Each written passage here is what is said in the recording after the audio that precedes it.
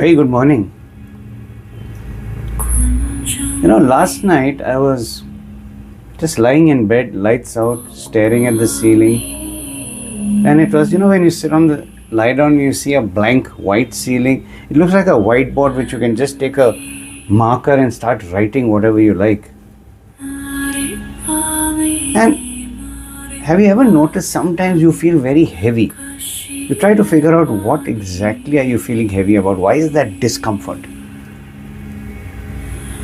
And then after a little bit of thinking, you think of a relative or a friend or a task that you need to do, but it's not going right. Someone needs to get back to you, but there's no sign of that person. You're expecting a call with some result of a task that you've done or an interview you've gone for, but there's no input coming in, and you start getting anxious. The point is it worth it?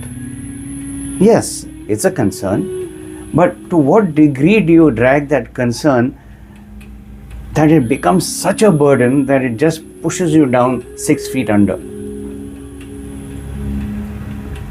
Buddhist teachings, and most of them, if not all of them, are so simple and brilliant if you understand it and start implementing it. I speak from personal experience, as I've always said, and I've implemented quite a few of these teachings. Wherever I find good teachings, I take it on, see how it works for me. If it works, great. If it doesn't work, I move ahead. So there's no right or wrong. It's about what works for you.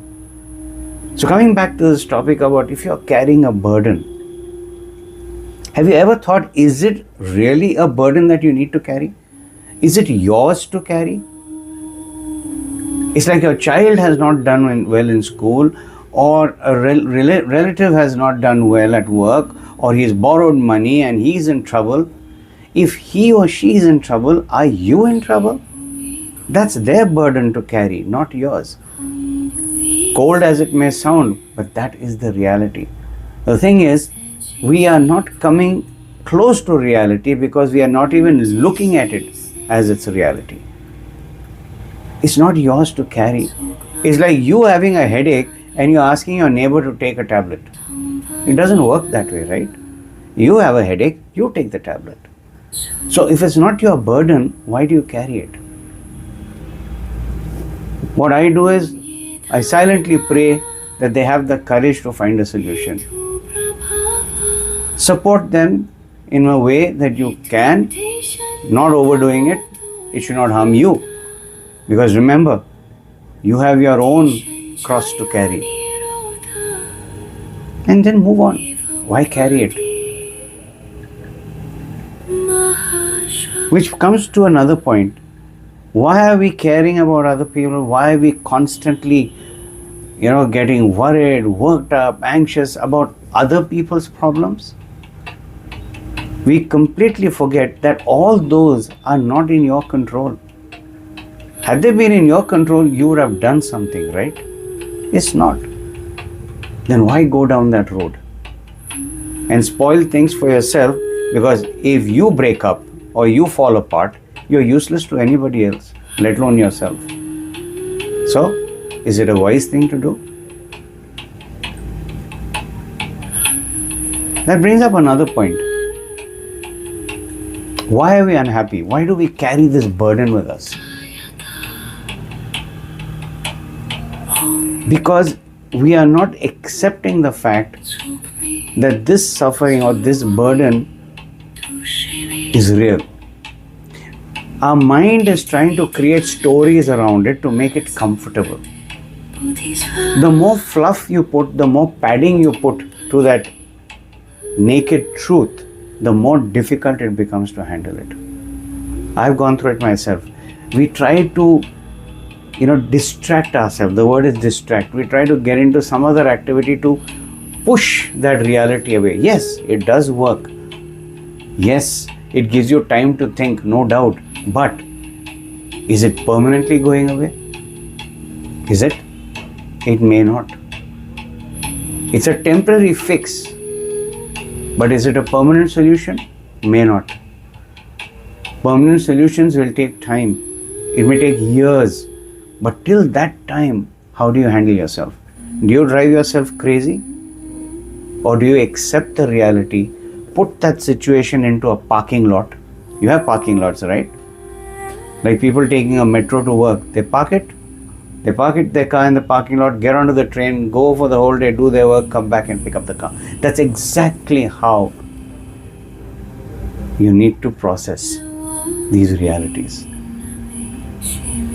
Because they're all interconnected.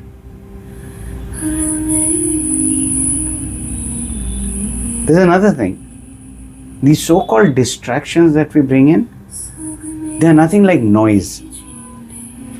So sometimes when, for example, if you're a person staying in the city, right? You like the hustle bustle, you like the hooting of the horns, people shouting, going to a mall, going to an office.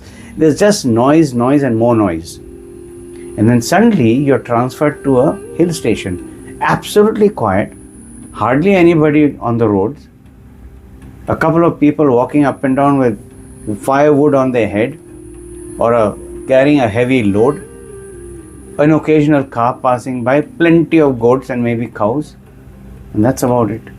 It's absolute silence. Now for some time you'll enjoy it. It gives you a little relief from all that noise. But because you are so used to that, after a point of time it'll drive you crazy. Because you're yearning to get back into that noise and chaos. But we forget over here that in that noise and chaos, you're not going to get clarity. You're going to get more bogged down by it. There's too much happening all around you and it's getting into your system, whether you like it or not. But when you're in a hill station, there's plenty of space for you to move around in any way you like. Absolutely any way you like. So, which is better?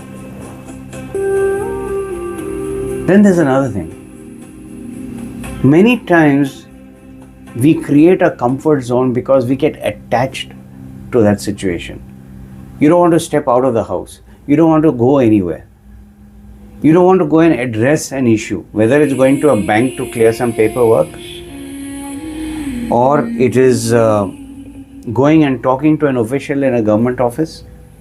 I know I've done it. I've tried to avoid it. But a point comes when you have to face it. Because the more you put yourself into a comfort zone, that much more difficult it becomes for you to step out and handle that situation. It really doesn't work.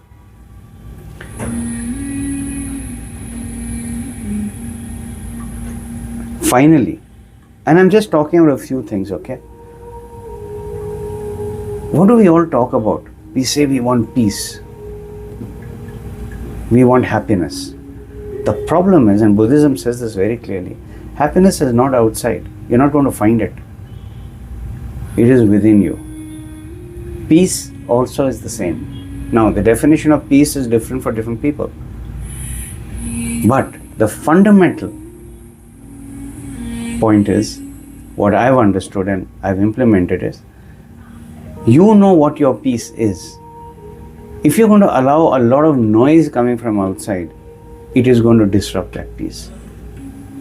The noise can be by way of people, not the right kind, those who are destructive in nature, those who have sabotage in their mind, those who are driven by their devils, which is anger, greed, jealousy. That's a recipe for your downfall. If you allow those kind of people, irrespective of who they are, where they are from, gender, if you allow them close to you and seep into your system, you got a tough job ahead. That's the reality, whether you like it or not. Then is the situation, your environment. If you're going to be close to an environment which is just destructive in nature, if you're going to watch things which are all destructive, negative, it's going to seep into your system and disrupt and break down that path that you are creating towards inner peace. In short, all these things that I've spoken about is all within you and in your control, your span of control. It's up to you how you handle it.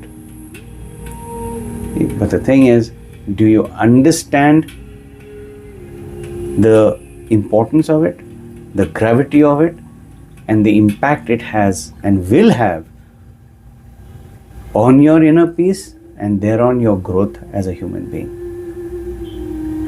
Give it a thought. It's a reality check for you. Have a lovely day.